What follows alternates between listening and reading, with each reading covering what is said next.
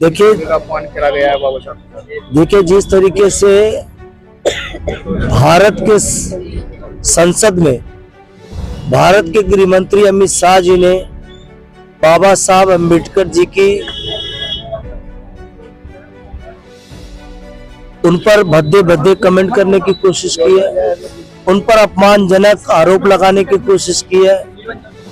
उनके द्वारा जो दिखाए गए रास्ते हम सबके लिए, ये बाबा साहब का ही अपमान नहीं है, ये पूरे देशवासियों का अपमान है जो संविधान में विश्वास रखते हैं। बाबा साहब भीमराव अम्बेडकर ने भारत देश को संविधान दिया, आज उस संविधान से पूरा देश चलता है। इससे अब पता चल गया देश के लोगों को कि भारतीय जनता पार्टी न केवल बाबा साहब से नफरत करती है, उनकी बेइज्जती करने का काम कर रही है, बल्कि वो संविधान को भी नहीं मानते, उसमें विश्वास नहीं रखते।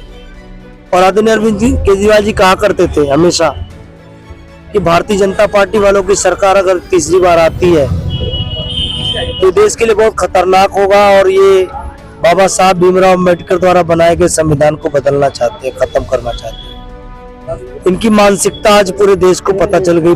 देश के पार्लियामेंट में देश का गृह मंत्री इस तरीके से बोलता है, अब ये अपमान देश सहेगा नहीं। हम लोग गली गली जाएंगे, बाबा साहब भीमराव अम्बेडकर का जो अपमान किया गया, इस अपमान का बदला लेने के लिए एक एक लोगों को तैयार करेंगे। या तो गृह मंत्री तत्काल वापस मांगे, माफी मांगे, अपनी बातों को वापस ले और पार्लियामेंट में माफी मांगे पूरे देश को, वरना बाबा साहब भीमराव अम्बेडकर को मानने वाला एक एक व्यक्ति सड़क पे उतरेगा, भारतीय जनता पार्टी के लोगों को सबक सिखाने का काम करेगा। देश बाबा साहब का और संविधान का अपमान नहीं सह सकता। और हम लोग इकट्ठा हुए हैं, हम लोग शपथ लेने के लिए यहाँ इकट्ठा हुए हैं कि हम लोग बाबा साहब भीमराव अम्बेडकर का अपमान करने वाले लोगों को, संविधान का अपमान करने वाले लोगों को हम उनका बहिष्कार करते हैं।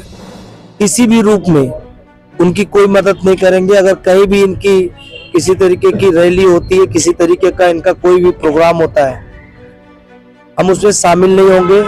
और आने वाले समय में जहां जहां इनके कार्यक्रम होंगे, काले झंडे दिखा करके और विरोध भी करेंगे। और साथ साथ में हमने ये भी संकल्प लिया है, आने वाले देश के किसी भी चुनाव में जहां भी होगा वहां भारतीय जनता पार्टी का बहिष्कार करेंगे, क्योंकि अब भारतीय जनता पार्टी का बहिष्कार छोड़ के कुछ कोई चारा नहीं रह गया।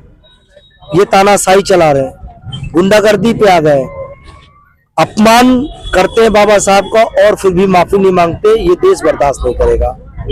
आज हमारे देश की सदन के अंदर जो माननीय अमित शाह जी के द्वारा बाबा साहब के ऊपर जो टिप्पणी हुई है, इससे दुख का समाचार और कोई नहीं हो सकता।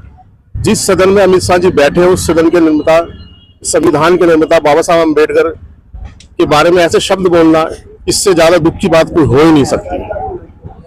और पूरे देश के अंदर अमित शाह जी से जो ये बात सुनी गई है, पूरे देश में उनका विरोध हो रहा है। इस बात का हम कभी भी नहीं सोच सकते कि इस सदी के अंदर जो बाबा साहब के विषय में आज ऐसा कहा गया है, हम इसका कड़ा विरोध करेंगे, पूरे देश के अंदर विरोध करेंगे। तो अमित शाह जी ने जो टिप्पणी करी है उसके लिए आप क्या कार्रवाई चाहते हैं? हम चाहते हैं कि अमित शाह जी माफी मांगे और 2 दिन के अंदर माफी मांगे।